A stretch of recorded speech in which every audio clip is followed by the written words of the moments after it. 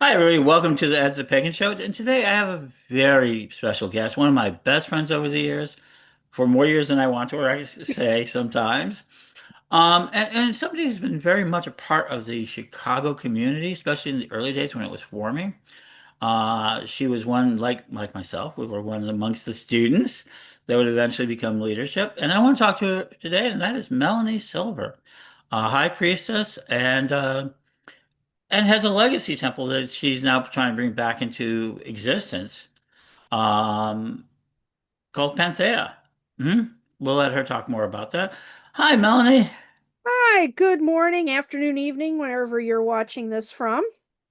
One of my favorite catchphrases. Uh, but let's start. Who are you? Who are you today? What are you doing today? Well, as you said, I'm working on bringing back a legacy temple called Panthea Pagan Fellowship, UUA, and the Hmm. UUA stands for the Unitarian Universalist Association.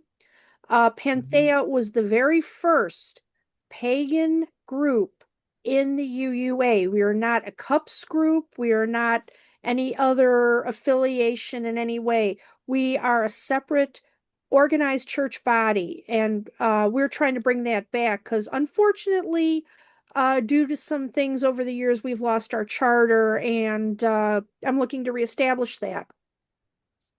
So let's go ahead and back you up. It says, how did you get involved being a pagan? Well, boy, as a kid, you're always exploring different things. You're looking at different beliefs. And I come from a mixed religious home.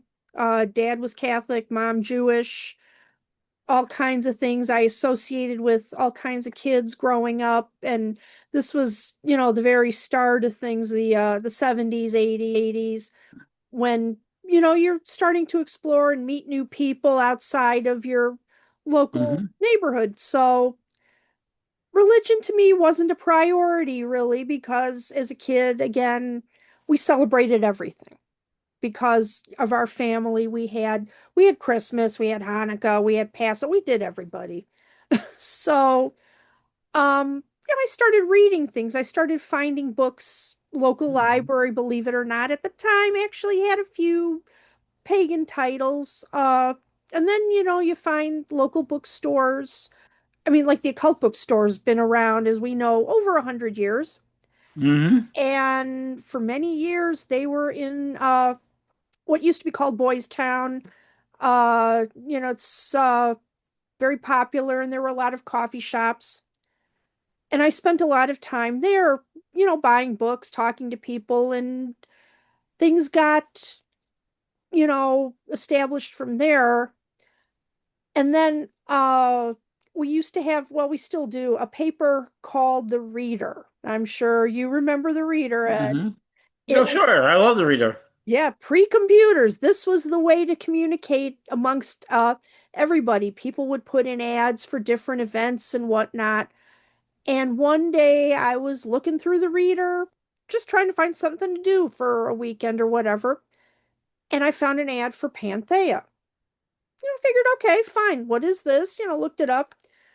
I thought, okay, let's go see what it's all about. And I went to one of their Sunday services. They did have regular Sunday services with our founding priestess, Dr. Krista Hayden Landon, who has a demon doctor of ministry from the Unitarian Universalist Association, Midvale Lombard in Chicago. And she's retired as of now, as far as I know. But Hmm. she held regular Sunday services. And I thought, okay, let's go see what's all about. I knew nobody there, didn't know anything about the group, and something clicked. Hmm. And I went a couple more times, and my first public out ritual was Samhain of 1990, and they had a full Samhain ritual Hmm. in the church at the Greenview Arts Center, which was also I want to say Presbyterian church. I could have been wrong about that, but it was a Christian-based church, but was very open to what we were doing and would let us use some of their space that was going unutilized for our work.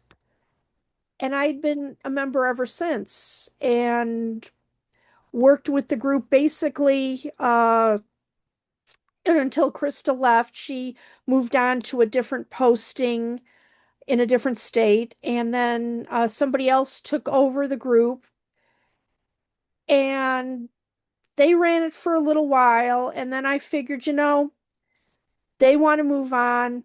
Fine, I'll take it over.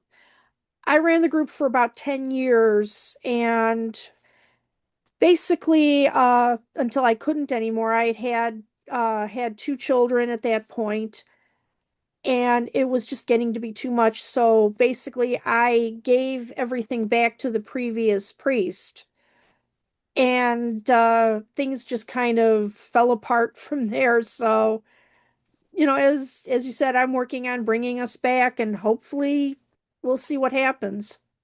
So Panthea not only was influential, it was one of the most influential churches of the day, especially with the Parliament of World Religions.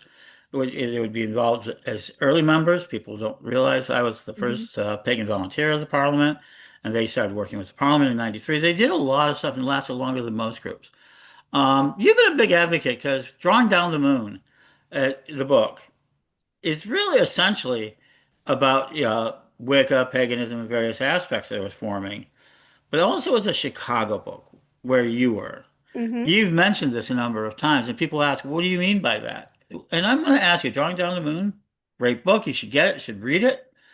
But a lot of the people that were involved with that were Chicagoans or from Chicago. Yes, absolutely. Especially the earlier versions of the book. There are several updated versions, Hmm. but if you get a first edition, second edition, there's a lot of Chicago history in it. Um, Drawing Down the Moon was written by the late Margot Adler, who was an Hmm. NPR correspondent, and she was also the granddaughter of Alfred Adler, the preeminent psychiatrist. Hmm. And she was a prominent pagan Wiccan. And she wrote this marvelous book about how paganism, it was basically a scholarly work. This was Hmm. not just some book that you get off the shelf in some grocery store. This was a scholarly work, and it talked about paganism in the Chicagoland area predominantly, but the Midwest area, regional, like Wisconsin, Michigan, Illinois, Indiana, and all the groups that were so big at the time. I mean, we were huge. Chicago, in particular, had Hmm. many, many groups, dozens of groups, and we were all thriving. And you could find any flavor of paganism you were interested in at the time. And it also had magazines. I Yep. ran one of them with Don, Yes. that was Psychic Chicago magazines that became Roundtable, Mm-hmm. over 100 editions. There was Avatar by the new group, by another group, the Mm-hmm. new group. And there was a third one on and off. I mean, it would change names. It would be various groups that would do it. And these were free magazines. They weren't even Yep. paid magazines that were trying to expand it. And there was like a dozen stores. I mean, that '90s era, we had public rituals, which, that sort of thing. We had a lot of material. Um, so if you were in Chicago '90s, Pagan Way came through Chicago. That was another Mm-hmm. one. So I was a Wiccan by one of the earliest Wiccans, Four Steps from Gardner, which was Donna Cole Schultz. That's where I got my gardenering degree. People are always surprised that because I identify so much as Corellian. But let me go ahead with you. You basically were involved with a lot of the organization. You're often like a lot of young women in the craft, especially in the sort of organizational. You took on a lot of the load that you didn't get a lot of credit for. Let me Oh, point that you didn't get a lot of credit for it, but you took on a lot of load to do it. Can you talk about that experience? well, it was something I believed in and still do. Hmm. To me, it's my identity as a spiritual person. I don't Hmm. necessarily consider myself religious. I consider myself more spiritual. Hmm. So at the time, being, being a young adult, you're always looking for something. Hmm. And I happen to think I found that paganism is what clicked for me personally.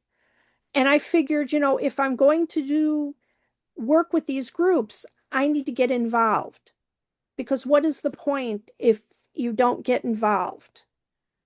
And so, I helped where I could. I did what I Hmm. could. I went to events, I helped organize things, worked with people of all different pagan groups. Unfortunately took the brunt of a lot of garbage sometimes, which Hmm. goes along with the job. You know that. Hmm.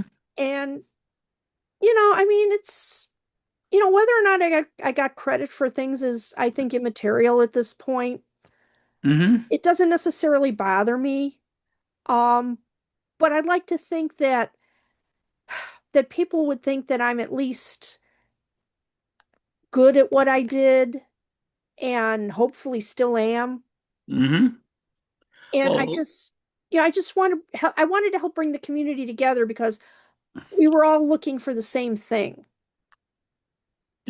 then about mid 2000s, the Chicago community fell apart. Hmm. People have had a lot of theories why it did, but I think the majority of it was a lot of the leadership of the time, baby boomers, started moving out of the city. They Yep. just simply did. And that was a very common thing in the mid 2000s. A lot of people moved out. And instead of passing on the groups, they tried to take them out to the suburbs. Um, you got, I know, remember like Panthea, and then Panthea, of course, it's the doctor who's worked so hard at it, ended up finding a position, I think, in Minneapolis. Yeah. And again, she then moved. And she was very much into what we would call congregational paganism.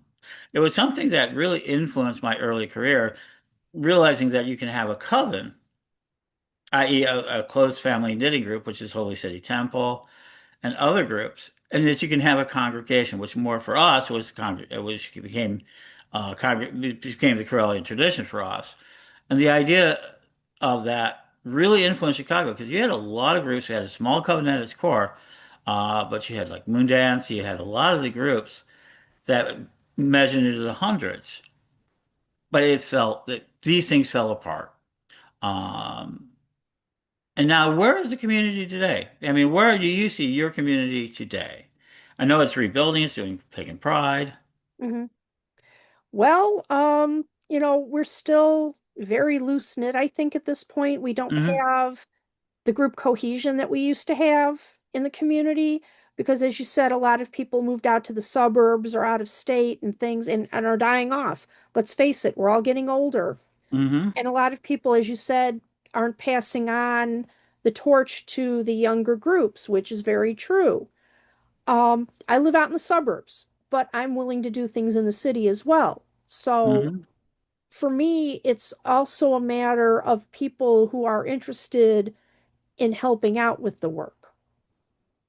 Yeah, And- and I know there's a lot of things happening in Chicago. You're also a group we started. I people won't realize that I'm one of the founders of the Chicago Pagan group on Facebook. I keep pretty silent on the group because I always love building platforms to hear Mhm. other people speak. People don't realize, even when they come to attack me sometimes, that I'm actually in charge of that group, along with yourself and Alan. I mean, uh, I never try to exert authority um, over groups and things Mhm. that I do. Even in the speeches I do, with the interviews I do, I try to give everybody their platform. I do believe in order. I do believe in, not letting random people come in and just attack people. No, we don't Right. do that. But having a voice, I think is very important. And I think Chicago allows for a lot of voices. And I think it's going through a thing. So like you have, is it Cross Crows Books, which is actually doing an amazing publishing site. Hmm. Chicago is an amazing place for a publishing site. It's Garde. People don't realize, even one time Ouija boards, the first place Ouija boards were made, and where the guy got dumped from the roof, the owner, before he went to Salem. We have the I Am temples. Chicago's always been, from its starting, a metaphysical city, Hmm. not a pagan city, not a Wiccan city, but a metaphysical city. Right. Hmm. And those things. Well, absolutely. I mean, again, look at the occult bookstore. It's been Hmm. in business over 100 years. It's moved around, but it's still there. And Hmm. obviously it's changed hands, but it's a constant in the community. Hmm. And as you said, Cross Crow Books, which is affiliated with Malloway Brothers, Hmm. and they're getting quite large in the metaphysical publishing community. And of course, Corellian Publishing, which is also very large in the publishing community for pagan related materials, which is very important. We need these platforms for people who are interested in being published. I mean, there's self publishing too. A lot of people do that. But I think having organized publishers putting out these materials to make it more accessible for people I is agree. just so important. And one of the things I think is so important about Cross Crow books is that they're not just bringing out new books. They're doing something very special. Hmm. And it's capable today with low print capability of putting out older texts, such as Raven Gimrasi and a lot of the older texts that have disappeared from the bookshelves. Hmm. So, Right. Well, a lot of people too are looking for a more modern viewpoint on paganism, and hmm some of these older titles are a great reference. We have, for example, you've got Buckland, who was incredibly popular at the time he published his original books. hmm And he's since passed away many years, but and people like like Raven Grimassi, who's another or author who's unfortunately gone over, and people like that. We need the foundations, but we need to build on them as well hmm because viewpoints have changed, I think, very dramatically since a lot of those books were published. Uh, Words have changed meaning a Oh, lot, certainly. and we have to be cognizant of that. We also have to be cognizant that we have to deal with other things as well. The LGBTQ community, for example, is becoming more outspoken and more prevalent in our community. And we need to be cognizant of their needs as well, I think, with paganism, whereas a lot of older rituals basically dealt with the binary system. hmm We're trying to open that up more, and we need the input from those people as to what do you need in this community. Absolutely. And I find it very interesting. Well, Witchell's going to be 25 years old. It was originally developed in a kitchen on Hmm. the north side of Chicago. And today we all know. Let me go ahead into another little piece of work that you do. You've got a master's degree in fine arts. Yes. I always heard it's a terminal degree for my friends. But what it does mean is that you did part of your thesis. I don't know if it's coming out as a book, but you also presented to Parliament about ritual and ritual garments and ritual items made by the unseen hand of women. Did I Right. get? Well, my thesis is called Women and the Invisible Labors of Ritual. Mm-hmm. And I am working towards expanding my thesis paper and hopefully into a book very soon. I've been so busy with a lot of things Oh, this year sure. coming up. But yes, my thesis work and exhibit consisted of a robe and a coat, and I Mm-hmm. also had a headpiece, a walking staff, and a talking stick. Mm-hmm. And those were all done with beadwork, and that was my medium of choice. And I was the first artist to use beadwork for an MFA at Columbia College Chicago. Mm-hmm. And it's an unusual choice of medium. It's not a traditional medium, obviously. It's more traditionally thought of as a craft. But Hmm. when you go around the world and you see somebody, for example, from Africa, who has incredibly beaded works, clothing, jewelry, everything that are used in religious practices of one form or another, or you go to Eastern Europe or Asia and you see these things, and a lot of it has been done by women. And women are not recognized for this. It's hidden, it's not something talked about. So it's women who are preparing these things, but Yes, not necessarily wearing them. And again, it's back to male wearing them. correct. And A lot of the time, yes. and the men are not making it for themselves mostly. It is women and they're not being acknowledged for it. I mean, some of it is for women, but most of Right. it, but some of the fanciest pieces are for men in ritual. Yes. Well, now there is an exception to this, of course. Many indigenous American communities, the men are also doing the beadwork. Hmm. And you'll see that, like, for example, one of my favorite beadwork artists is a gentleman called Elias Jade Not Afraid. And Hmm. he has exhibited here in Chicago at the Field Museum and a couple other places doing his indigenous work, and incredibly talented. But again, they wear it for powwows and other Hmm. things, and you'll see a lot of that. But yeah, of course, there are exceptions to every rule in that regard. So you're talking more of a thesis that you saw applied to many cultures, with a few exceptions outside of it. Yes, And even there, even if males do the work, do females get enough recognition for what they do? not at all. No, So even if when men are doing so, they seem to get more credit for hmm doing the same work as women. yes, it's a very well, culture in general, for the most part, is a Hmm. very patriarchal thing these days. It's been that way forever, pretty much. Uh, we've got to deal with it now, especially it's getting to the point where women are being pushed aside and being told, no, you can't do this because it's men's work. Well, that's not necessarily the case. It hasn't been the case, but we're Yes. all trying, to change that. Well, I know that's true of beer. I mean, Yeah. beer was and women work was something women did, hmm and it was oftentimes, and then you got scandalized as witch work as the monks wanted to take it over and change it into a male industry. Yep. Beer, bread, food, agriculture, all of it has a roots in women's culture. hmm And Exactly. um and so it is. One thing I will tell people about beads, start saving them. hmm I think beads have a value. People say, "Oh, if the society fell apart, what good are beads?" Do you know beads have been currency more often than any amount of gold or silver?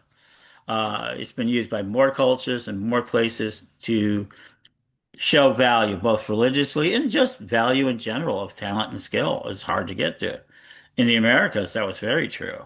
hmm Seashells on the coast and things like that being used not only for jewelry, but also for a form of currency, a form of value holding. So Correct. don't discount beads because it seems so easy to be made from. I know people would say, "Well, beads are easy to make." Can you talk about that? Well, not really. I mean, you'd be surprised what it takes to make a bead. Okay, for example, indigenous Americans do things like the Navajo, for example, do these beautiful silver beads. They are colloquially called Navajo pearls. They're a round bead made of sterling usually, but they can be made of other things too. They've made them of copper. Old coins are very popular to make these because it's what's readily available. Mm-hmm. Also, seashells. There's a particular kind of shell, and it's on usually the East Coast where you'll find a lot of these. It's a purple and white mollusk that they used, and that was a currency item as well. Today's modern beads actually stemmed from Italy for the Mm-hmm. predominant Italy, the Czech Republic, Eastern Europe, and made of glass mostly because glass at the time was considered a very valuable item because it was hard to make. Hmm. Now, today, you make glass, it's real simple. But the traditional old glass beads are a lot more valuable than today's modern glass beads, which you'll find made a lot of times Japan, China, India, the Czech Republic. Italy still does make some, but there are very small amounts and they're worth quite a bit of money. I mean, if you wanted to buy the same amount of beads from Murano, Italy, essentially, in the Venetian uh, archipelago area, they would cost a lot more than anything you would find from China, Japan. Sure. Absolutely. So we're gonna bring this. So Panthea. So how can people contact you to join any of this? Well, for Panthea, or you can contact me. Panthea has a Facebook presence, and you can Hmm. just look up Panthea Pagan Fellowship. I don't have the UUA on there because we are currently not UUA, but we're again working on that. Hmm. You can also contact me at Midwest Pagan Women. It's MW Pagan Women at gmail.com. And that's probably about the easiest way if you wanted to email me. Otherwise, Facebook. Yeah. Yeah. Pretty the traditional paths today. Isn't it amazing how Yeah. many we've gotten? So my last question. Mhm. So what advice would you give to somebody today about trying to join the community, especially the younger folks, because they don't have a reader. Right. Well, be open. Do your Mhm. research. There are a lot of people who are very honest and open in groups and what they want to accomplish, but there are also a lot of people who have, let's say, nefarious intentions. Hmm. Um, if something does not feel right, then it probably isn't, but also be willing to explore options. Go to one thing, and if it doesn't feel right, go to another thing. Meet people. There are places like look online. There are coffee shops in the city that host pagan events. There are bookstores that host pagan events. Rituals in the warmer weather. There are a lot of things that are still done on Lake Michigan at the beaches. Those are quite enjoyable. Hmm. Unitarian churches in the area. You've got 2U in the city. You've got Evanston Unitarian, which holds some wonderful rituals. Uh, and if you're in the suburbs, there's also Elgin and Geneva and Palatine as well, Unitarian, which host those are cups events generally, which is Covenant of Unitarian Universalist Pagans. And just be willing to learn. That is, I think, the most important thing. Read the books. A lot of these things you can find online and free sources. Go talk to people. If you see somebody at an event, come on over, say hello. For the most part, if you're at an event, you're pretty open, you're willing to learn from other people, you're willing to talk and share. And you have to be just kind. Just be decent and kind. That's the most important thing, especially now with what we have going on. If we don't take care of each other and take care of our groups, then what do we have left? And with that, thank you for being here. Thank you so much. I think that's a great ending to this. Blessings, and we'll hear more from Melanie Silver this year because she's actually very involved, and we're going to hear more from her this year about a range of factors. She's one of the emerging leaders, one of the next top tier leaders that will emerge, and you should check her out. Waiting for what she has to say, and she is beautifully outspoken, which is one of the things I adore. So thank you very much, Melanie. Great. Thank you and blessed be. And blessed be, folks, and I'll be back again with another great interview. And we're going to continue talking about our community, not just about what we believe, but how we actually live our lives.